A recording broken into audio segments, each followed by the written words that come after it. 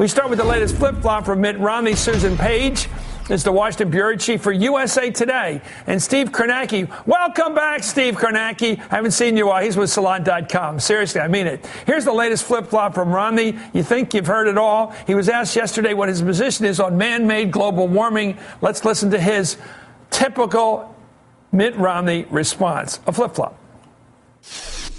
I don't speak for the scientific community, of course. But I believe the world's getting warmer. I can't prove that, but I believe, based on what I read, that the world is getting warmer.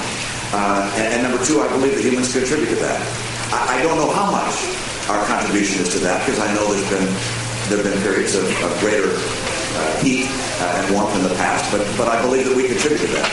And so I think it's important for us to reduce our emissions of pollutants and greenhouse gases that may well be significant contributors to the climate change and the global warming that you're seeing. And now let's listen to what Governor Romney had to say yesterday. Here's the flip. My view is that we don't know what's causing climate change on this planet, and the idea of spending trillions and trillions of dollars to try and reduce CO2 emissions is not the right course for us. I'm beginning to think that the question for Mitt Romney should be, what are you coming as? Like on Halloween. What are you coming as tonight? Let me go to Susan Page. What are you coming as tonight? There he is with his shirt on, saying that there's climate change, man-made contributing to it, which is a reasonable scientific fact. And then he is just flipping completely the other, as if he had never given it any thought. And his campaign has sent me an email saying that he hasn't changed positions, that he continues to believe that there is climate change and he believes humans contribute to it, but he's not sure by how much. But that's not exactly what he said in this most recent appearance. And one thing with Romney... Why is he doing this? Why is he... There's a logic to this. Well, why does he go 180 back and forth? I think it's not a 180. I think it's a more modest tweak than that. But I think it's because what he said in June, your first clip, is unacceptable to some conservative Republicans. He's trying to emphasize kind of the conservative part of his message, but we're so ready. He's so vulnerable on the issue of flip-flopping because he has flip-flopped on issues like abortion rights and other fundamental healthcare, everything. Healthcare, that it makes him very vulnerable. People are ready to see a flip-flop wherever they can. Let me go to Steve. You haven't been on in a while. I want your fresh thinking on this. Why does he fear the right? Here's a guy who is going up in New Hampshire. He's up at 40% now. He should win there. He doesn't have a consistently threatening opponent. I mean, right now it's Herman Cain, but it doesn't look like he's got staying power. No one person seems to be able to beat him. Why doesn't he just stick to where he's been, say, look, I'm a moderate conservative. That's where the country is. Well, I think, first of all, it's an open question if really in his heart of hearts he's a moderate conservative, because I think if you go all the way back, to the start of his political career 17 years ago, the only real constant is, for all the flip-flopping, for all the sort of modest tweaks in his rhetoric, the one constant is whatever he's doing and whatever he's saying at any particular moment always seems to line up with what he perceives to be his political imperative of the moment. And that's why I think you can sort of draw a direct line between today and between what happened earlier this week in Ohio. What does he think politics is? Well, I mean, this is you've hit a fundamental point. If he thinks politics is simply going before an audience and basically being a hooker, in a sense, a political hooker, and basically giving them what they want, the party they want, literally. You want to hear this? I'll say this. Well, that's certainly not leadership. But what kind of politics would that be? Just saying what the audience wants to hear, literally. Well, because that's what you just said. Sure. And I think if he becomes president, it's a question of whatever he perceives at any given moment in his presidency to be his sort of his imperative of the moment. Well, what would his role be then? What would his role be? It's not leader. That's of course not. But that's the open question. And I mean, that's why you can read his sort of the question of is he a secret moderate? Is he really a conservative? You can read it two ways because, maybe he becomes president and he feels that he has to serve the Tea Party. Maybe the Republicans are running the House, maybe they're running the Senate, and he governs as a very conservative president because he feels all the pressure from the right and all the pressure from his own party. But the threat and the risk if you're a conservative, if you're a Tea Partier and you're looking at this guy is, well, maybe that could happen, but maybe if he's president, he sees more of an imperative, more of an incentive to cut deals with Democrats and to be sort of a moderate, compromising president. And that the fundamental, whether you're a swing voter in the middle or whether you're part of the Republican base, the fundamental thing is you don't know. You report this in a straight fashion, obviously, Susan. Does anybody ever come up to me and say, I know this is a sort of a trick question, is there anything you won't change on? Yeah. Is there anything where you're rock hard on? This is all like man for all seasons. It's almost a morality play. Are there any issues where you just say, look, I'm willing to lose on this one? capital punishment, abortion rights, the usual issues people are very strong on one way or the other. Has he got anything like that? Well, the issues that he talks about as his core issues, the one he's focusing on this time, are the economic issues like tax policy and regulation and so on. But it is both he's generally anti-government. But it's both, isn't it both his strength and his weakness? His strength is that he's adjusting to try to fit so he can get elected. And his weakness is that in many ways is not what voters appreciate. Why do voters appreciate Herman Cain who has himself had come down on several sides of the issue? Well, they feel he's basically a regular guy who's never been to Washington. And that he's not, but it's not a calculation. Boneless wonder here, this double jointedness this guy's pulling off on every issue. Here's Romney, by the way. He had a spectacular reversal on this Ohio thing, which means so much to people out there. They're really going to vote hot on this. Back in June, Romney on his Facebook page said he supported this law by Governor Kasich after to get tough in limiting collective bargaining, which is a very hot issue in the Midwest. On Tuesday, Romney visited the Ohio GP phone bank where callers were urging voters to back the law and sounded not entirely supportive anymore. Let's listen to how his bones don't seem to be there in his body. Let's listen.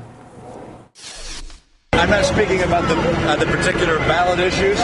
Those are up to the people of Ohio, but I certainly support the effort of the governor to rein in the scale of government.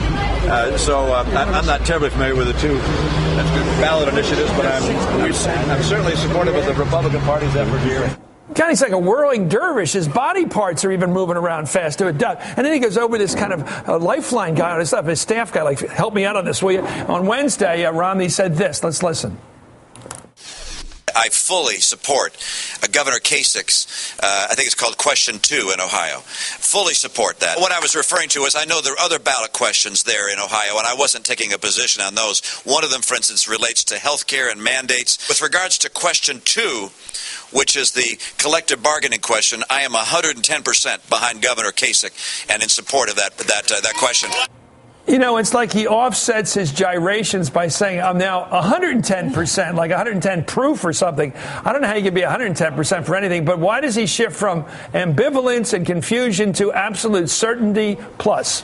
I think that's a perfect illustration of what happened in Ohio this week of the shifting imperatives that I'm talking about and how they define whatever Romney's saying and doing. Because on Tuesday, when he said, he wasn't really taking a position, he was thinking like a general election candidate. He was thinking like the guy who's way ahead in New Hampshire, who really doesn't have a serious rival on the Republican side right now, and who thinks he's going to be the nominee. And he's in Ohio, a big swing state. He's talking about an issue that's very divisive and very unpopular in Ohio, so he doesn't want to take a position, and he gets all cute. But then what happens? There's a torrent of abuse from all of these vocal conservatives saying he's selling us out, this is why we can't nominate him, and he starts thinking about those 70% of Republicans who still won't come to his side in the Republican primary polls. And so his imperative shifts, and suddenly he's got to worry about the primary. So he goes back to being, I'm 110% for this. How could you ever think otherwise? And that's the thing that conservatives, I think, are wondering. He can say all of the right things in the world right now, and he can say them very persuasively, but the minute he gets the nomination, is he going to start acting like that guy who was in Ohio on Tuesday? He just comes across as a ruling class sort of person. I'm not completely putting it down, but his dad was governor. He was governor. His dad ran for president. It washed out. He wants to make it all the way. We've seen this story before, remember? Anyway, Romney's long list of flip-flops have become fodder, of course, for his GOP rivals. Here's a new ad by John Huntsman, who clearly doesn't like this fella. Let's watch. I believe that abortion should be safe and legal in this country. That I have consistently been pro-life. When he took office, the economy was in recession, and he made it worse. I didn't say that things are worse.